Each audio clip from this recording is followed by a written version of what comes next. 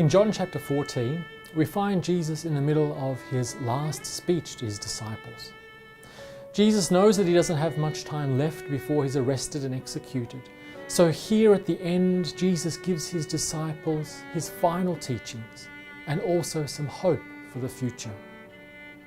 This speech is very long and very complicated, but in verse 15, Jesus summarizes the heart of his teaching into one short statement. If you love me, obey my commandments.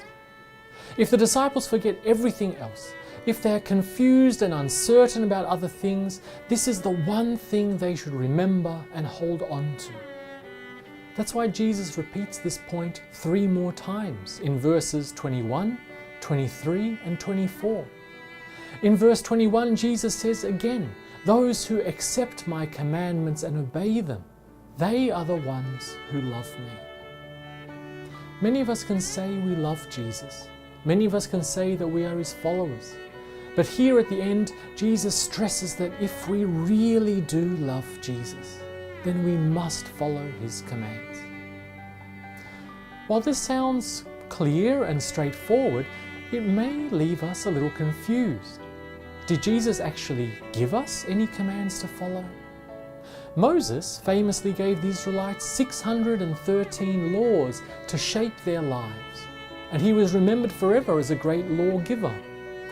But Jesus didn't write any new legal books, he didn't work as a legal scholar, or issue hundreds of new commands. So when Jesus talks about obeying his command, what's he talking about? Jesus doesn't give us hundreds of laws, he simply gives us one new commandment. A few verses earlier in John chapter 13 verse 34, Jesus tells his disciples, "Now I am giving you a new commandment. Love each other. Just as I have loved you, you should love each other." That's the command Jesus is talking about here. If we really love Jesus, then we will obey his command and love those around us. If we really belong to Jesus, and if we really want to follow him, we will also love those around us, just in the same way that Jesus loved us.